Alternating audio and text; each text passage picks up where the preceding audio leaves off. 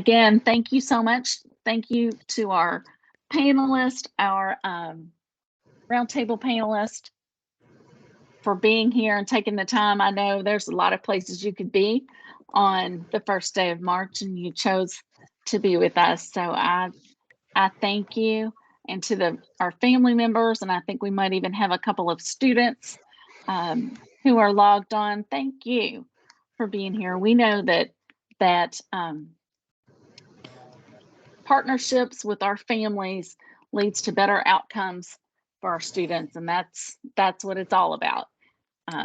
So we thank you for that, and I'll go ahead and I'll introduce myself. And my name is Stacy Bewley, and I'm the Community Relations Supervisor for Jefferson County Public Schools in the Exceptional Child Education Department. I work a lot with families. If you follow us on social media, and if you don't, where are you? What are you even doing with your life? JCPS, ECE, shameless plug. So if you follow us on social media, I share events all the time, partner with our community partners to create workshops like this and workshops in person around the needs that our families identify. And that's kind of my role. I act as a parent liaison when needed to help guide our new families through the process of special education. So that's my role, and I'll let my co-host introduce herself. We're in separate rooms tonight. This is the first time ever. Hello, everybody. My name is Kim Vinegar, and I'm the supervisor for Section 504 for the district. So I know that we have families of kiddos that have IEPs here, and then we also have some parents of children with 504 plans. And basically, both sets of kiddos have diagnosed disabilities, and we are here to make sure that they can get to college and explore that fabulousness that is college life. So very happy to be here and very happy to see you guys here. I saw Matt Springer come in from IUS. He said this is his favorite workshop. It's one of my favorites too. It's a good one. It's a good one. So I will ask, the way that we'll do this, if you haven't been with us before, we had a list of questions that we will ask specific folks. And then if your institution or your organization does something different, go ahead and unmute and chime in and talk about your difference. If it's kind of the same process, we could save time for our families at the end, and to increase their question and answer time just by not repeating the same things. So if it's the same process, we don't need to contribute, but otherwise, if you do something significantly different, let us know. But the first question is for all of our panelists. So I'm going to ask you to please introduce yourself and the university you represent or the program, include your role, department, what have you. So whoever would like to start us.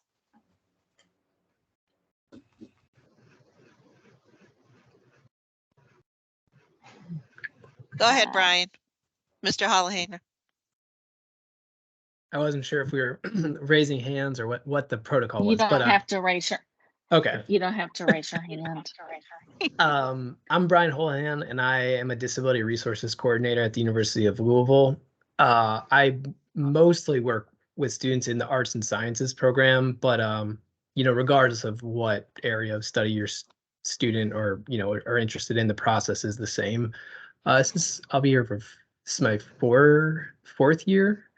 And yeah, it's been a great experience so far. I'm happy to answer your questions. And like I said earlier, I do have a sick child at home. So far, he's doing well, but there is the possibility that I may need to step out. And so I apologize in advance. But I am talking to people. We're all parents. So you all understand. So. Thanks. We do.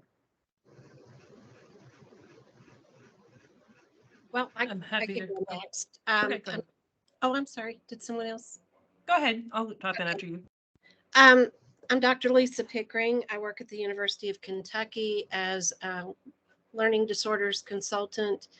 I've been here 20 years, and I think that's all of the questions that you had. Wow. My name is Catherine Walker Payne. I'm the director of the Center for Accessibility and Learning Equity at Spalding University here in Louisville. So I've been in this role for about 3 years. So we can talk a little bit about how students with disabilities are supported at a small institution, and sometimes it can look a little bit different, small private versus a large public. So I'm happy to answer questions that you have as well. To our panelists, I'm not sure if you are looking at the chat or not, but we've had a request for folks to put your full names and the titles, you know, wherever you are. If you could put that in the chat. We had some changes to our lineup, and I'm happy about it.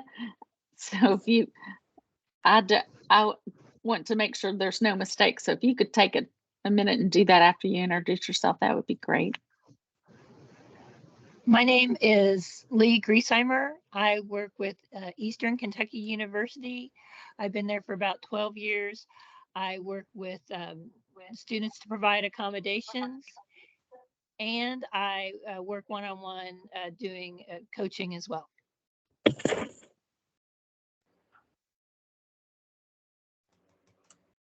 And my name is Matt Springer. I am the Director of Disability Services at Indiana University Southeast and have been there since 2008.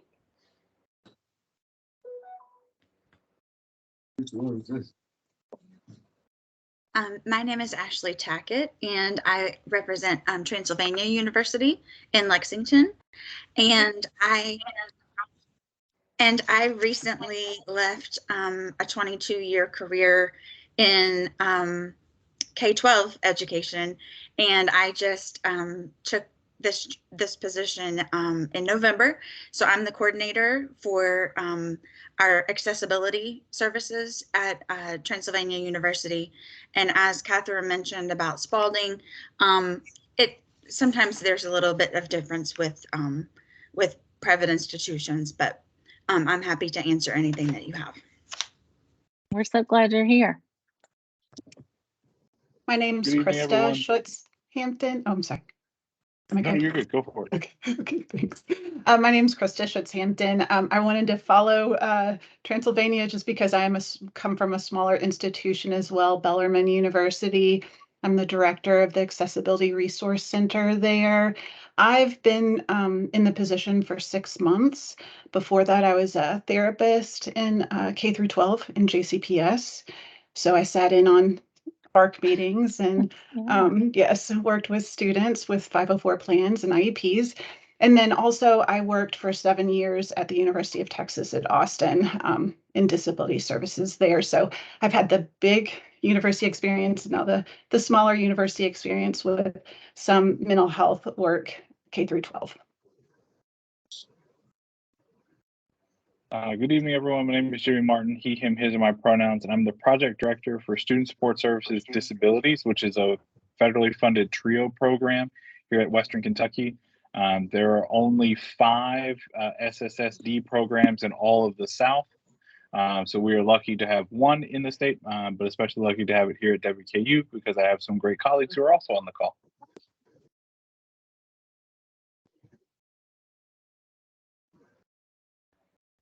I put mine in the chat. I'm Matt Davis. I'm the assistant director for the SARC. And that was a good lead in, Jimmy. Jimmy's program and our program are housed kind of in the same area. And so I've been at WKU for 100 years. So a little longer than Lisa at WKU. I've been here for almost 22 years. So. Our offices are so close, I can literally hear Matt talk. So, and not just over the Teams meeting. I'll follow. If Matt has been at WKU for 100 years, then I've been there at 99 years. I'm Peggy Crow. I have the pleasure of working with Matt and Jimmy and our teams. I'm the director of the Student Accessibility Resource Center, and I also serve as the director of our counseling center. 2 different places on campus. But anyway. Is today? Where? I can go next. My name is Ken Eschlock. I'm the director of the Office of Disability Services here at Murray State. Yeah, Jimmy's old alma mater. Yeah, good to see you, Jimmy.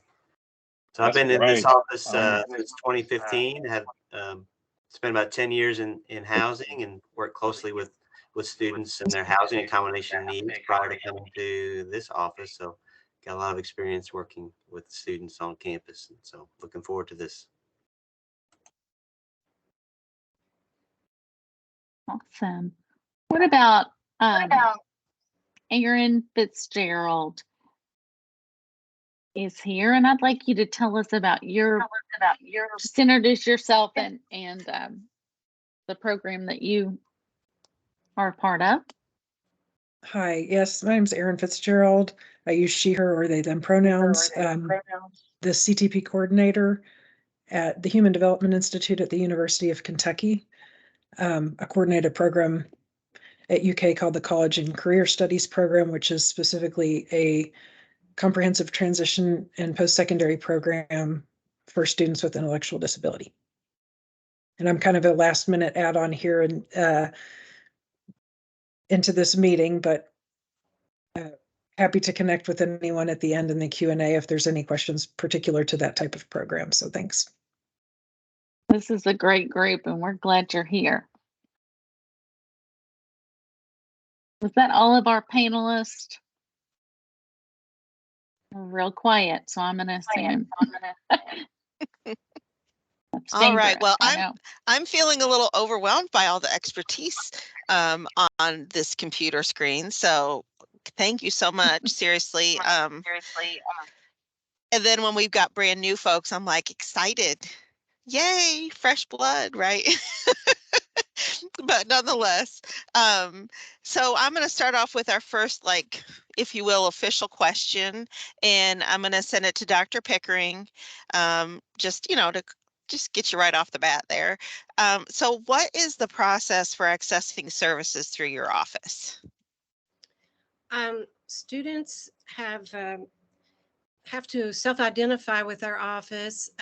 They may call us or email us or drop in when they're visiting campus for their advising conference. On our website, we have an intake form for students to fill out, and they can upload their documentation. Once they have registered with the Disability Resource Center, a consultant will reach out to them and schedule a meeting. And in the meeting, we'll review the documentation, talk about accommodation needs, what's worked in the past, what kind of courses they're going to be taking, where do they see the pitfalls, and develop services, including accommodations. And then once the student is enrolled, our office sends them an accommodation letter that they meet with their faculty, provide the letter, discuss it, and we're here as a resource forevermore until they finish their bachelor's degree.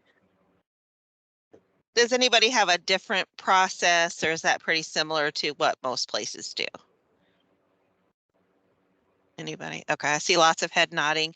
I did want to take this opportunity for Jimmy, Martin, and Aaron Fitzgerald, since your programs are slightly unique to the rest of the group. I know you kind of gave an introductory when you were introducing yourself, but just wanted to give you a chance to kind of have a little platform for what you actually do. So Jimmy, why don't you go ahead and give us a little info if you don't mind. Sure. So like I briefly mentioned, we're a federally funded TRIO program. So if you're familiar with something like Upward Bound or ETS, Educational Talent Search, at your high schools, we do a very similar program just at the university level. WKU actually has two different SSS programs. That is mine, that's 100% focused on students with disabilities. And then we have a more traditional SSS program in another building. As far as for applying for my program, it is a separate application from what my peers over in SARC do. However, on the SARC application, there is a button that students can choose to receive more information on SSSD. So when students click that button, I get notified from the SARC staff, and then I reach out to them with a little bit more information and offering them to either come in for like a preliminary appointment, or they can sign up without that appointment as well. From there, my program focuses heavily on one-on-one coaching and mentoring, either from myself or from my academic coordinator. We also do weekly kind of different events. Some of those are more socially based, some of those are more educational based. It just really depends on the topic of the week. We also take students on trips every semester. We're getting ready to take some students to Miami in a few weeks, and I'm currently working on a plan to take students to LA over the summer, New York in the fall, and then San Diego next spring, if I'm not mistaken. So if your students are very interested in traveling, we're a great program for that. But we also do a lot of other stuff. We have quiet study hours not every day, 4 days a week for students, where they can come into the SARC, the Learning Center, and they can have a quiet study space from 4:30 till 8 p.m.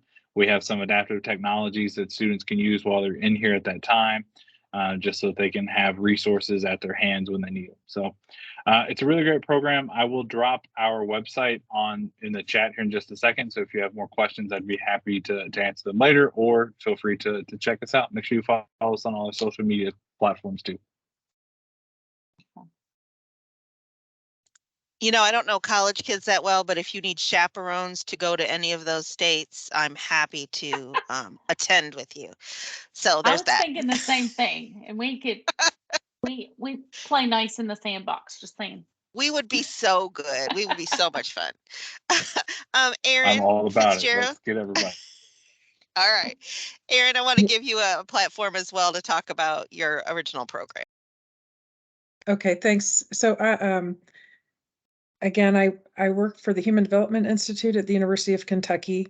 We are also the Technical Assistance Center for a statewide partnership known as KSHEP, which is the Kentucky Supported Higher Education Partnership.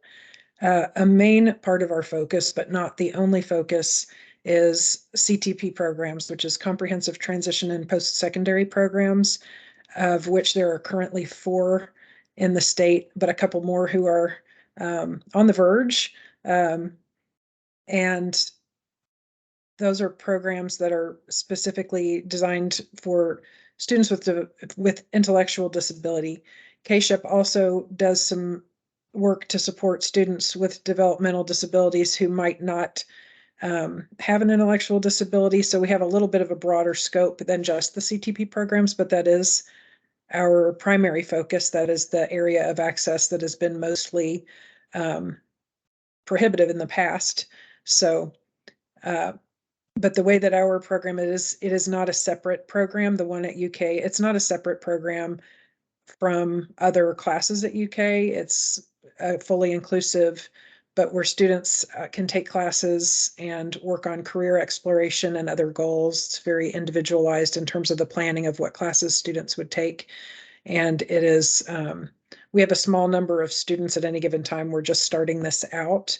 Most of the programs that are similar to this in the state, and there are a few others, also have a relatively small number. But I'm going to put the information in the chat so that you can look more at it. And also, if anyone's interested in more information about that, we're going to have an info session that is similar to this, but probably flipped in that it is more focused on that type of program, with also some options for students who don't fall into it. So if anyone is interested, please reach out to me, and my email is in the chat also, and I'd be happy to give you more information. Perfect. There's lots of activity going on in the chat. Makes my heart happy. To get resources in the hands of our families. I love it. Ken Ashlock, tell us about what types of documentation are needed to access services through your office. So what do I need to bring? If I was beyond my student, what do I need to show up with? Yeah, so it would depend on the nature of the disability and in terms of what accommodations the student might be seeking. So typically, a student that might be looking for academic supports, we usually get a copy of the student's IEP from maybe their senior year of high school, or perhaps maybe a 504 plan that they've been using. Those are helpful documents, but if possible, ideally, we would like to see what's called a psychoeducational evaluation, because that would provide us much more detailed information in terms of some of the challenges that they're facing, and also some of the supports and accommodations that would be helpful. So those would be some things related to the academic side. But we have a lot of students who are just needing some supports, maybe in a certain area, like maybe just on the housing side. So typically an IEP or a psychoeducational really doesn't address a student's living needs. And so usually we would ask for a separate letter of documentation that would maybe help us understand what physical limitations or what health conditions might be contributing to the need for a private room or a room on the first floor, or maybe why would a room with a private bathroom be necessary to have as an accommodation. So sometimes it might require students providing separate pieces of documentation depending on the accommodations that they're looking for. Similarly, students might have some dietary restrictions where they might have to look at having meal plan adjustment, or looking for some supports while dining on campus. So that wouldn't be things that might necessarily fall in an IEP either. So that would be, a separate letter of documentation there as well. We also have a few accommodations that we do have a special form that students would need to share with their medical provider. So if a student is looking for parking accommodations, there would be a special form that they would take to their medical provider that they would fill out, providing us some information in terms of what type of parking accommodation would be appropriate. We also have a lot of students who have emotional support animals on campus to help support students with mental health issues. And so we also have a special form that would go along with that particular accommodation. So there's lots of good information on our website in terms of what accommodations we can provide and what documentation would be appropriate for those particular supports. Thank you. Anybody have anything different in terms of documentation? The only thing I would say, everything is exactly the same, but we get this question a lot, is parking. If somebody's like a handicap parking permit at U of L, that doesn't go through our office. That goes through the parking office, and they have their own form, which is similar to what you just described. Like they have to provide documentation of, their situation and why they may need a handicap space, but we are not involved in that aspect. So that is just the tiniest of differences. The rest of it's all the same. That makes sense. I would just like to add one more thing.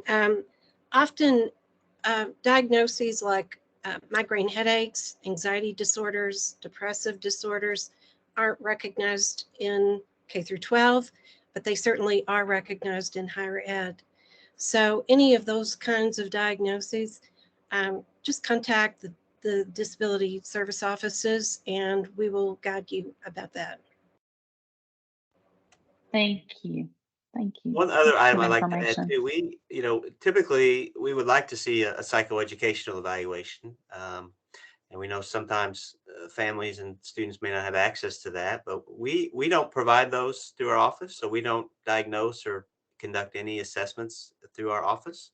But there are a couple of resources on our campus where students can contact to work through that, to have one of those assessments completed. And it's just a great resource for students while they're on campus, particularly if maybe these are new diagnoses, things that they may have not ever experienced before, maybe in high school. It might be something that just came about, or something that they're kind of struggling or noticing that there is a barrier there. And the reason I might recommend students getting connected with those offices on our campus is because the cost is very, very affordable. It would only be $50 to have something done on campus. And it could be several hundred or 1,000 easily. I mean, if they were to go out in the community to have something done. So it's very convenient, right on campus. And they do a great service for students. So that would be, I refer a lot of students to those departments on campus. But another important reason why it might be necessary to have a more formal assessment done is because if a student is maybe looking at taking maybe some professional assessments, like if they're considering going on to medical school or to get their master's degree. You know, they might have to take a GRE or an MCAT exam. And so they are very particular about the type of documentation that a student would need to have on file in order to be able to get accommodations on those types of assessments.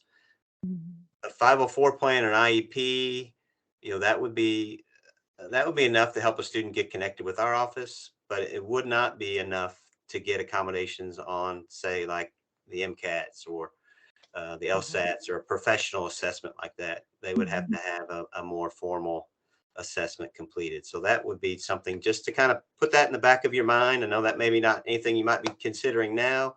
You know, you don't even know where you might be going to for your undergrad, but you know, if you're looking at going into any of those degree programs that might require those specialty exams, it would be a good investment to have a psychoeducational evaluation completed at some point while you're in college. So a clarifying question. I know we talked about a psychological evaluation. A lot of times we get questions about how recently that was completed. Do you guys have a preference? Does it have to be within a certain number of years?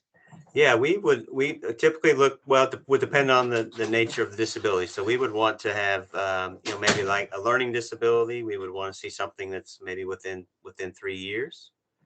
But if it's more of a mental emotional disorder, typically they would want to see something that's within a year, particularly on the GRE or one of those types of assessments. So they're very particular about the documentation that a student would have to have on file. One of the requests that I saw in the chat was when you're getting ready to speak, if you would just say what school you're from, so the participants can get a good understanding of that. I know some of you have it on your name on the screen, but others do not. So if you would just indicate that, that would be really helpful. Can I just add to that last question? Yes. At the GRE, the requirement is 5 years for a learning disorder, and UK has that same requirement, 5 years for a learning disorder, but we agree with the other things that were mentioned. Thank you so much. On to our next question. Lee Griesheimer, did I do it? You did it. Yep. I was from practicing Eastern. beforehand. I wrote it down the way I knew I could remember it. So anyway, I wasn't that good. Who is responsible for gathering and giving you the documentation to be considered for accommodations in college? Well, in K through 12, students are covered under IDEA, but when they graduate from high school and move on to post-secondary education, they're covered under what was referred to in the chat as the ADA, the Americans with Disabilities Act, and the 504 Rehabilitation Act. So because it's a different law, students are required to initiate the contact with the disabilities office. So I encourage the students when they're visiting campus that they touch base with any of these disabilities offices, because it's the student's job to initiate this process, fill out the application, provide the documentation, and participate in and intake the interview process to determine accommodations. Personally, in the summer, I have students invite their parents to come too, but once the semester starts, pretty much I am working with the students individually, and it's their responsibility to say if they want to test in our office to get extended time. It's their responsibility to schedule their tests so they can have extended time. It is, as legal adults, they need to initiate this process, and it's actually illegal for us to have a lot of contact and communication with parents.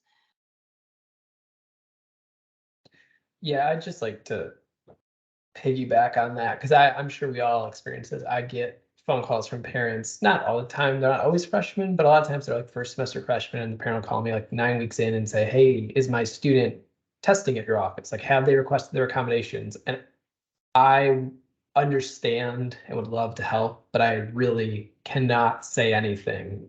I can email the student and encourage them to talk to us or come in or swing by, but yeah, like we mentioned, I can't really say anything at all, which I know can be frustrating for parents, but. And any of our parents who have children turn 18 while they're still in JCPS feel that pain. So the rest will get to feel that pain as they transition into the college life. So, you know, when we tell our parents that, yeah, we tell our parents that, but it's very good for them to hear it from you as well.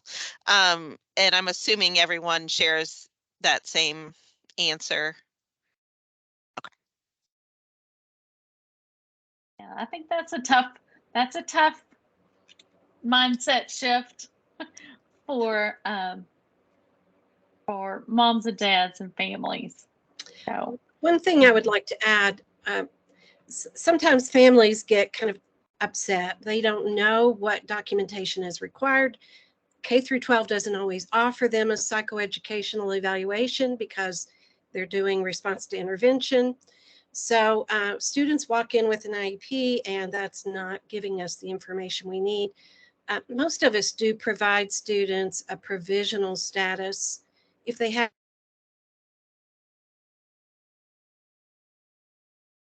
with them and give them accommodations at UK up to a year, with the understanding they're in the process of getting that updated. So students don't need to freak out if they're this late and in the fall they're starting. It's okay. We can go ahead and get started. We don't want to hold anyone back. Peggy, I see your hand I just raised. real quickly, yeah, I real quickly, I just wanted to, Brian, I think you hit the nail on the head, and we all want to help and be supportive of young people that are coming to our campuses and need our services. And I just spoke to some incoming prospective students at Western Kentucky last week, and this isn't a WKU thing. This isn't a Spalding thing. This isn't a UK thing or a U of L thing.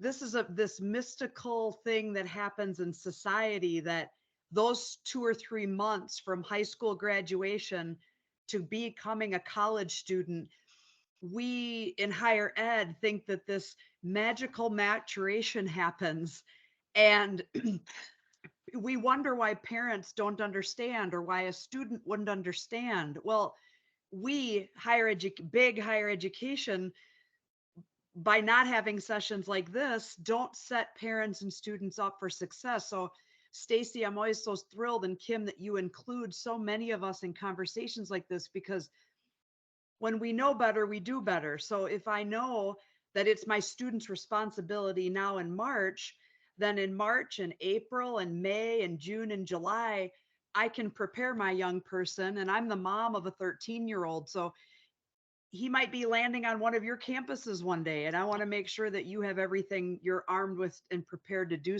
to help him transition. So I just think it's the fault of higher ed that we don't set parents and students up for success because of this magical maturation that's supposed to happen, and we don't always clearly define what that is. So we're partners with you, and we want to help support you within the parameters that legally and ethically we're able to do. So I just wanted to say that.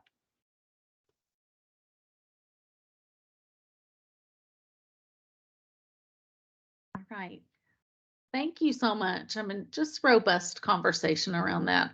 That's so important. Our next question is for Catherine Walker Payne at Spalding University. And the question is, how often do students need to provide that documentation to the university? Is it good? Do I do it my freshman year and I'm good? Or do I need to provide updates? So the way we do it, and I suspect some universities may differ, but the way we manage this is that a student needs to make application for accommodations every year. So we'll collect that student's application, we'll do the intake interview and look at documentation, and then set up a notice of accommodations for the entirety of the academic year. They're all, of course, the asterisks. We also do provisional accommodations if a student has limited information. Then, again, because documentation needs vary depending on why the student's seeking accommodations, we still do adhere to maybe a 3-year cycle for psychoeducational evaluations to make sure that, students 18 to 22-year-olds, if we're talking about traditional college students, they learn and change and grow a lot. They may not change a whole lot between the end of high school and the beginning of college, but they're going to learn and grow and change a lot between the start of college and graduation. So we do still adhere to that same cycle that we have for recency of documentation each year. But, if a student gets a psychoeducational evaluation over the summer before they start classes in their first year, and Spalding's Counseling Center will do those for free as well for students or at no additional cost to students. And they start their freshman year with accommodations in place, they won't need to redo that before they renew for their sophomore year, for example. We do have some flexibility depending on what a student's post-graduation goals are. So for example, if I have a student who wants to go into nursing, who is going to need to take the NCLEX, and I look at what the documentation requirements are for the NCLEX, I may fudge 6 months or so on what I'm asking for from a student so we can make sure we time their evaluation to work for when they go to apply to take their nursing boards, for example. So, it is very much it's a shared process with students. And so sometimes if we know that there are things going on, we can have some flexibility, but students do, for us, and I think many other schools do, need to apply for accommodations every year, but we check in more often than that. How is this going for you? What's working? What isn't working? And then sometimes students aren't aware of different supports that they could have. So sometimes when we talk, a lot of times I'll work with students thinking about alternative textbooks for the first time. And it's like, well, let's add this in. If this isn't something you've explored in the past, if it helps to be able to listen and read, absolutely, let's do that. So it's not something, it's never a static thing. That's wonderful. If I may, Yeah. at Bellarmine, it is a little different. Once the student provides the documentation, and if it meets the documentation guidelines at that point, we don't require any additional documentation based on whatever accommodations are put in place with that original documentation.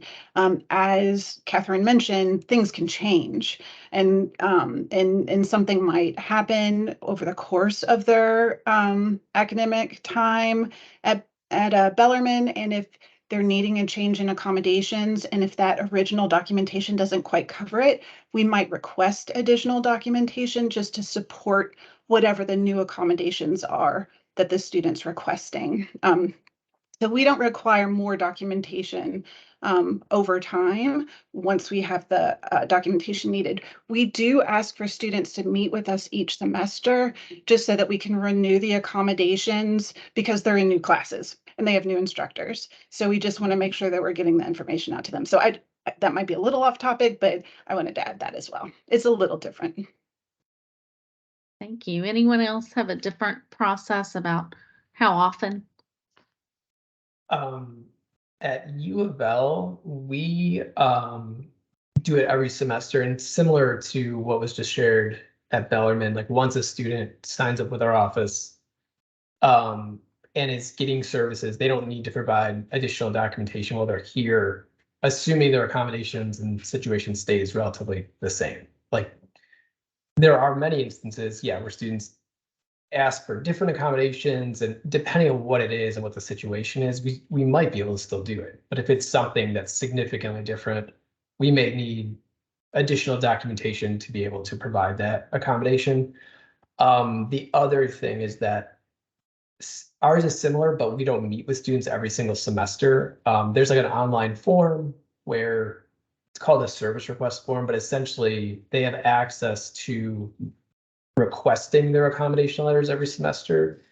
And again, this is one of those things that we send out reminders and we do the best we can, but students need to do that so that we can approve their letters, and then they have the letters to provide to their instructors. And because their classes change every semester, they do need to do that every semester.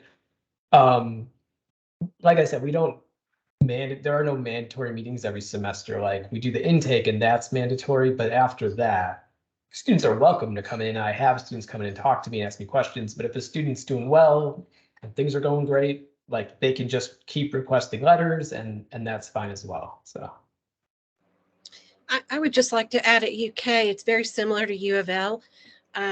Students are told that they can revise their letter anytime. And so we're always open to meet with them if they want revisions, but otherwise it continues to go semester to semester. If they're happy, we're happy.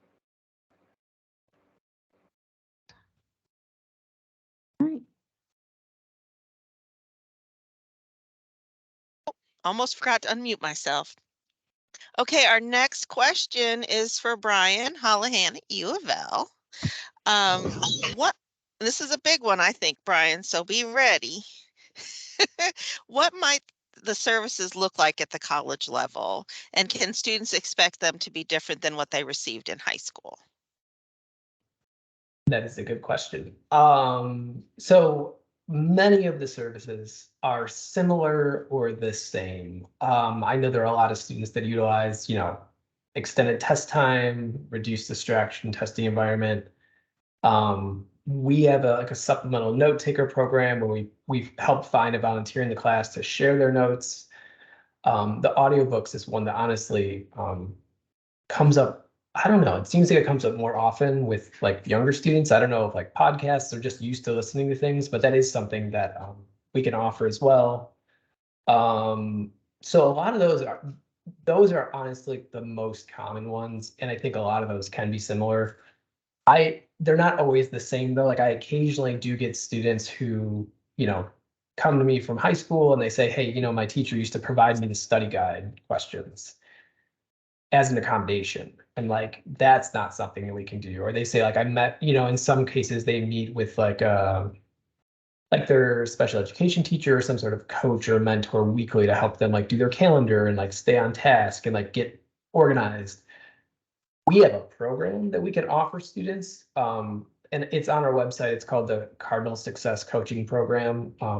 It is a fee for service, so there is a payment attached to it. But that's like a separate service. Like there's no accommodation that we can provide that says we're gonna make someone available consistently. Just to add to, there is Reach is the tutoring, like the big tutoring office on campus. And they also have a coaching program. It's a little different than ours because any student can use it and it's a little more flexible, but theirs is free, just so everyone knows there are other options as well. But yeah, those are the most common ones. I mean, we have things like preferential seating, which honestly, it varies. Like I think a lot of students oftentimes find sitting in the front beneficial. And from what I hear, the front doesn't tend to fill up very quickly. So that's not one that like but we do have students, I've had students who need to sit near an exit or need to sit like on an end for a very specific reason. And so, if that's the case, like that's an accommodation as well.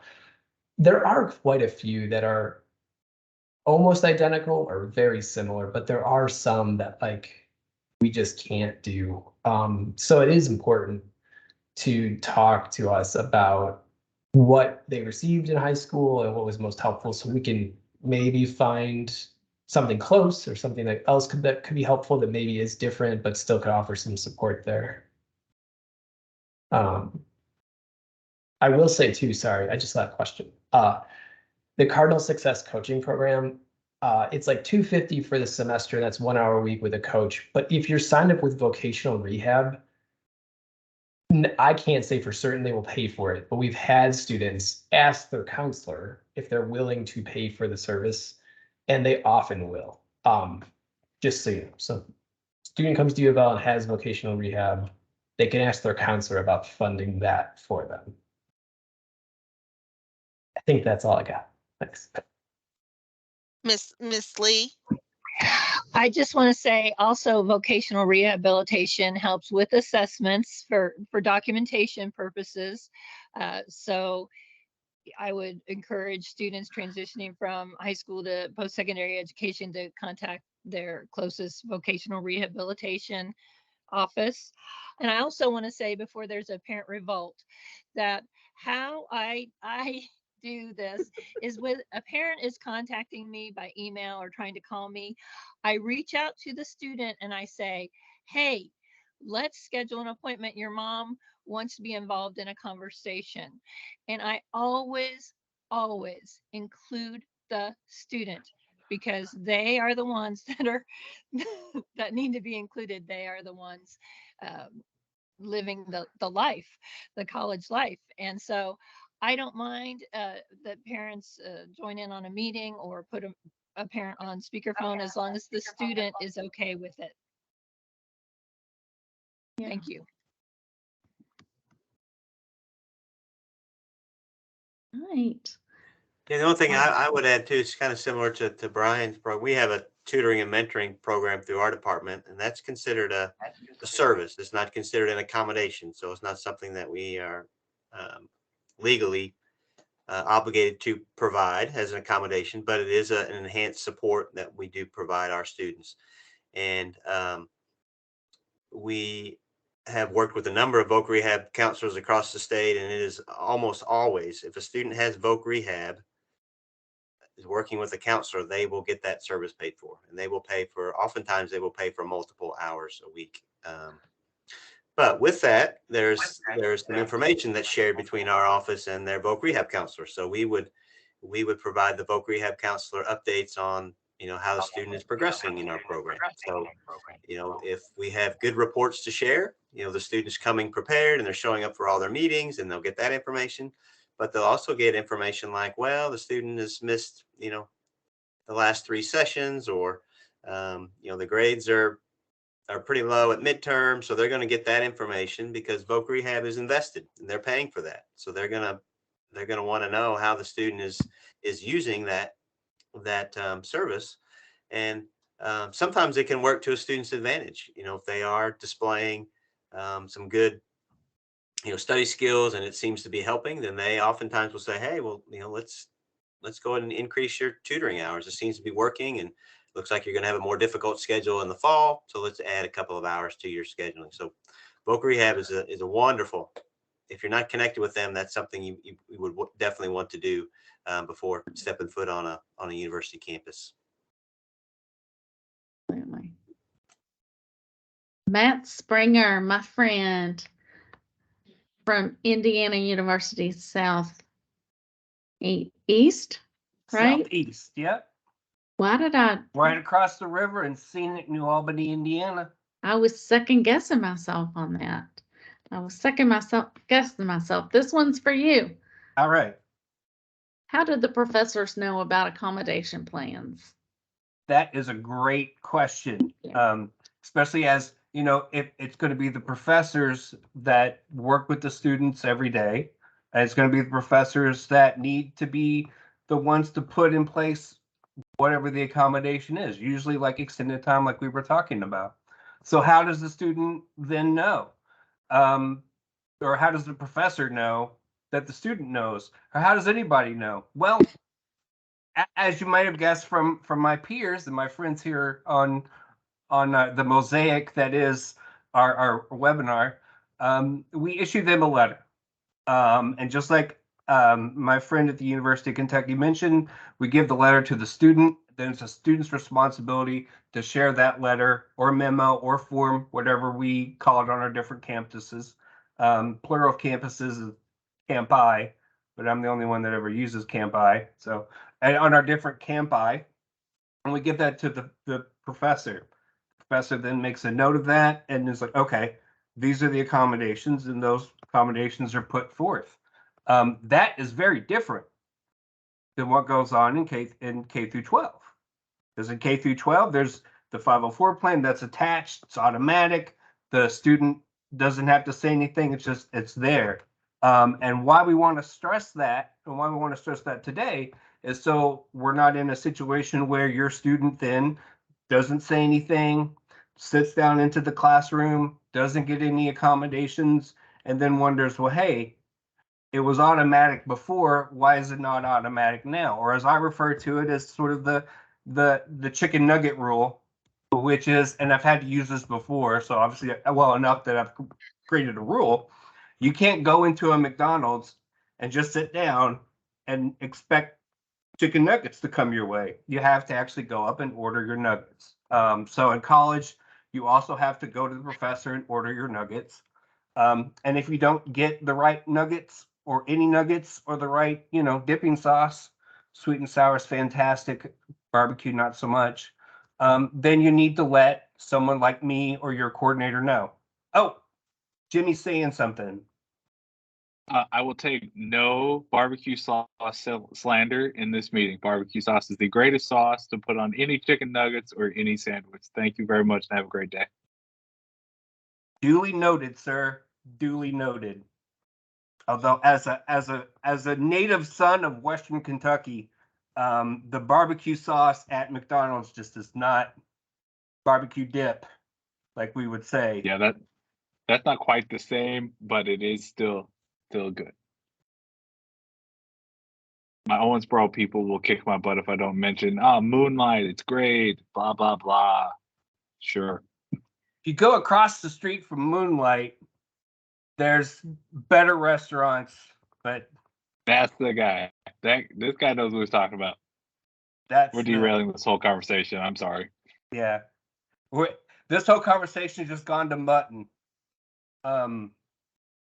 So I always say my favorite thing about this group is the community that you guys have across the state and even into Indiana. I just love it. I just love it. So it'll be up to the individual student to let the professor know, hey, these are my accommodations. And there's a system in place to do just that. That's what we've been talking about all night. So while it may be very new for your student to do that, it is old hat to the professors and it is old hat to us. So, one of the things that we could do is if the student's in my office, we could role play, we can pretend, how do I approach a professor and hand them my accommodation letter? How do I ask for my accommodations? Although research shows too that the best thing that a student can do now is attend their IEP meetings in high school before they go on to college. So just got to ask for your nugget. I love it. Chicken nugget roll. Chicken nugget roll. Okay. Anybody have anything different about communication with professors? All right, we'll go on to the next question. This is for Miss Krista Schutz-Hampton at good old Bellarmine University. What happens if a student gets all these accommodations set up and then chooses not to use them? So the way that it's set up in college is students have the right to use their accommodations as they wish. And so, we've talked about you get your letter, you forward it to your professor, you talk with your professor about it, but you have the right to use them as you wish. Some students need extra time on certain tests and not others. And so they can use it in the tests where they need it and choose not to in the tests where they don't need it. A lot of students will try to go at it the first part of the semester without their accommodations. Again, they have the absolute right to do that. There's a limit though. So if you choose not to use your accommodations, we can't then go back in time and retroactively apply them. So if a student maybe tried that first test or quiz without their extra time or quieter testing space and it didn't go well, we can't ask the professor to give the student another chance. So I think that's answering the question. Students have the right to use them as they wish. Anybody have anything to add on that answer? Jimmy? I'll add just from a personal perspective, like I did not use my accommodations at Murray State. I had really bad dyslexia, dyscalculia, test anxiety, probably generalized anxiety, but different conversation. And when I was at Murray, I did not use those services. And when I got served that letter of being on academic probation after my first semester, getting a 1.75 GPA, let me be very blunt and honest and say I had to go back to Ken and his folks and apologize for not using those services because I definitely needed them.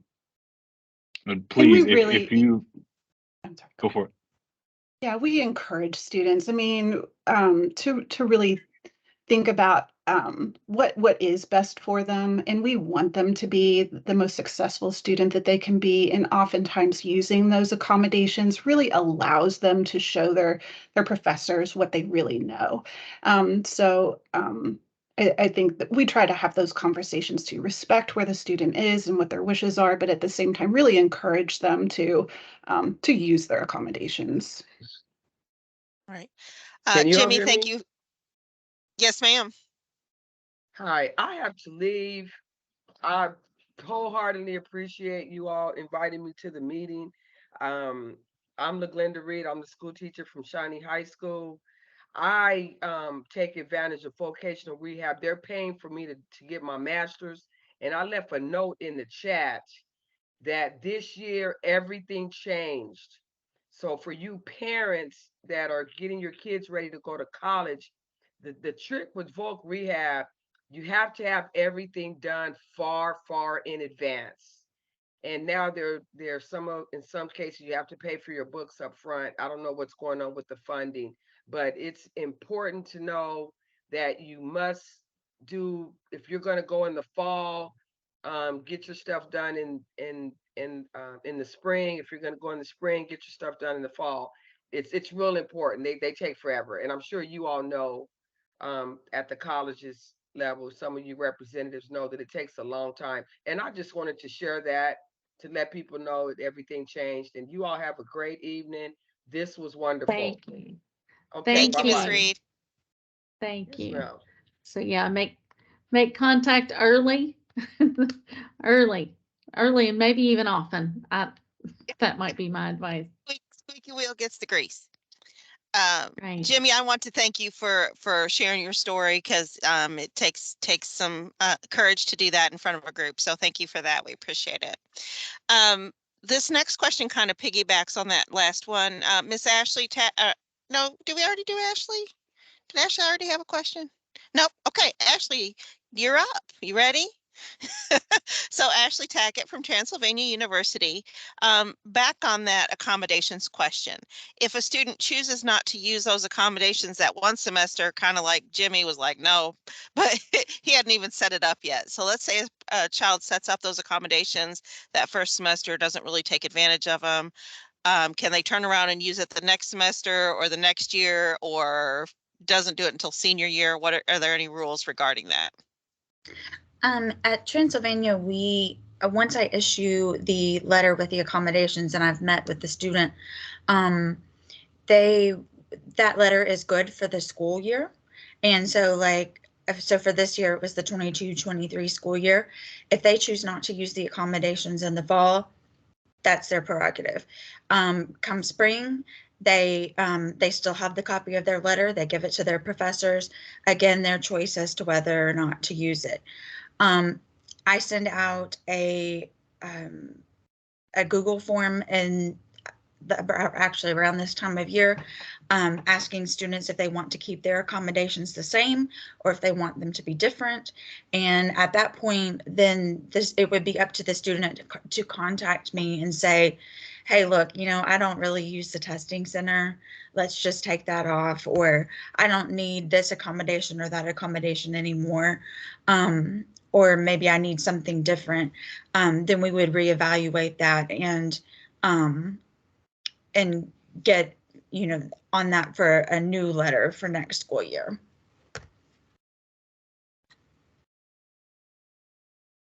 Anybody else? Seems pretty similar across the board. Yeah. So fortunately, as we know, for our traditional college age students, they're their brains aren't fully developed and they can make bad choices. I, for one, am thankful that for the opportunity to have some grace and recover from mine, way back a long time ago. So they can't change their minds and get back on track and using their accommodations. That's good news. Matt Davis, WKU, this one's for you. So what is the parent's role? And we've talked about this a lot. So the parent's role in the process. And, I just want to say again, for the parents and families and grandparents and whomever are on this meeting tonight, your big role in my mind, and as a mama of a child with a disability, your big role is to support and teach self-advocacy skills. So you are on the road by showing up here tonight. So kudos again to you. Thanks. That's exactly sort of what I was going to say, and it's not uncommon for, a lot of the themes that you've seen is when a student has or heard is that when a student becomes a college student, that the parents, we can't share information, but it's really important for parents to, even at it's not unusual. Sometimes I meet with parents and prospective students that are sophomore, junior, seniors in high school. It's never too early, I guess, is my point, is to start looking at schools. And usually what I tell students is not only should it be, a good fit for the office that works with our type of office that works with students, but what kind of major are you looking for? What kind of, other things are you looking for in a school? But we always like to make it a point to say we're the point of contact for all things WKU. So if we don't have it here, we'll point you in the right direction. And I think involving the parents at the beginning, just to let them know that it's help them to feel comfortable that where they're sending their student, because sometimes the student is, hours away. So just making sure that, when they get here, they're going to have somebody that's going to not take on the parent role so much, but at least be somewhere that they can go to get just about anything that they need on campus. So, and then slowly what you find is students, we don't have to tell students that or parents that we can't give information, because students kind of tend to take that role on themselves and learn those skills. And so that's where our office and what Jimmy's Martin's program is a really good benefit, because we help with that transition. So it's not that we can't talk to you parents. We can talk in general terms and answer certain questions, but we want that student to kind of take that initiative to and that's what I see myself in that role, is to teach them those skills. And wish I had a program like we have now, and like Jimmy's program when I was a student, or I wouldn't have made some of those same mistakes that Jimmy did when I was younger as well. So that's kind of my answer to that question. Anyone have a different process for communicating with or regarding the parents' roles? I'm sorry, the parents' role. Matt. Yeah, I just, wanted to mention that while we all of us are going to adhere to the law and privacy laws, specifically FERPA, the Family Educational Right to Privacy Act, which is a very important piece of legislation about protecting educational records in college. Especially this came out during the later part of the Vietnam War, where GPA and the draft were pretty closely aligned. So having said that, though, keep in mind, I have a mama too. And so I'm certainly going to be a partner with parents as much as I can. And why wouldn't I? If my job is to advocate on behalf of a student, who has been doing that longer than the student's mother or father? So I'm going to recruit them, or actually what often happens is, rather than me recruiting the parents, I get adopted by the parents, which is fine. And so together we can work with the student and help the student to mature and to grow. Because Peggy was correct. The young our young students are, they're boys, whether they're 18, 19, or 20, or 42. You know, we're all boys, and unfortunately, the problem with the boy, it's terminal. They're going to turn into men, and things just get worse from there. So I like to work with parents and let parents work with me. That doesn't mean that I'm going to violate FERPA or say things that I can't, but I can certainly have a welcoming office and a welcoming environment for families and students. I'm certain you do. I'm certain of that. One more. Oh, I'm sorry. Go ahead, Peggy. Oh, I was just going to add that when parents ask, well, what if we have something urgent that we need to let you know? Our office is always open to hear from parents. And if a parent is upset they can't locate their student, certainly call us. We will help you in every way to do that. But like someone said, we're not going to have meetings with parents without the student present. And the other thing I say to both the student and the parent when we have our initial meeting is college is the time to figure out strategies for your career. This is when you figure out how to transition from high school to adulthood. And so, you know, we like to think of this as like an employer. You know, parents aren't going to run to their child's employer with, oh, and this and this and this. And so we think of it that way, and that we're here to help them figure out the strategies to manage in that setting. This is just along the way. This isn't the end of the journey. This is part of the journey. So. Matt Springer, Yes. I see your hand raised. Is that an old Well, hand raise? it was an old hand raise, although I think my mom's still in Lisa's office right now, so just waving at mom. Aaron, yeah. Yes, thanks. I just wanted to mention something that I think is also good for students and families to check out when starting college is making sure to know what other resources are on campus, because a lot of schools have resources that are not directly affiliated with like the Disability Resource Center, and you may or may not hear about them. Some of the bigger schools, and I'm still learning this at UK, but some of the programs that are available, maybe not everyone finds out about, but there are some student services that there are so many that you might end up trying one and realizing that it is not the exact service for that student, but there might be another one somewhere else on campus, and that can feel overwhelming at first. But there are a lot of supports out there that that probably would help a student in having, like I know at UK, there's one that's integrated success coaching. There are certain services that are almost similar to not quite, but almost similar in some ways to like a service coordinator, in that it's someone who helps a student to think of their bigger picture in college, and what there might be a lot of different people that they're trying to have conversations with about a lot of different things. And so there are some services out there to help students kind of combine all of those and have a good understanding and stay organized with those. So I think in any college tour, and a lot of times the folks at the Disability Resource Center or Services Center will be aware of some of those, to bring that up in the meeting, specifically in the initial meetings that you have, because a lot of times I think that people don't know about them.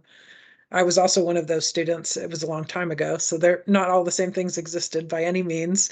But I would have never asked for anything.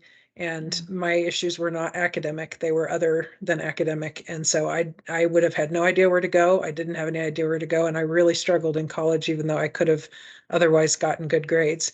But so there are a lot of different types of supports that people that help people be successful that are not just strictly academic accommodations. So make sure and check those out. And that can be an extra like lifeline for a student, where they can go to that person instead of always just going back to a family member and saying, I'm not doing well, I don't know what to do. That's great advice. Thank you so much. Krista, I see a hand raised. I just wanted to piggyback a little bit on what's being said. As far as like the parent's role, I think that it's really important, if you know that your student is having a hard time, or guardian's role is to ask them, have you talked with ARC? Just remind them that we're here, because a lot of times you might hear from the student before we would, but we know all the resources, and we might understand what's going on with a particular class, and we might have some good ideas on how to help them kind of get back on track. So that's one thing that I would really encourage guardians to do too. Like, if you know your student's starting to have a hard time, ask them to reach out to us. We will help. And then the other thing that I wanted to share is at Bellarmine, we also have, it's for first year students, it's a pre-orientation transition program that allows students to come on campus a little early, and we give them an orientation. We help kind of walk them through accommodations and that kind of thing. And there's a little information session available to the parents as well. And so we give you a chance to ask your questions and share your nervousness, and it's all normal. And the first semester is really hard. But that's something else that parents can do too. Ask, is there anything for me? Are there any information sessions? Is there anything that, that will help me with the transition to college? That's wonderful. I do want to, we've got about 10 minutes left, and I promised some Q&A time at the end of our, and we've embedded some of that, but I want to honor my word. So I'm going to stop our recording, if that is okay. And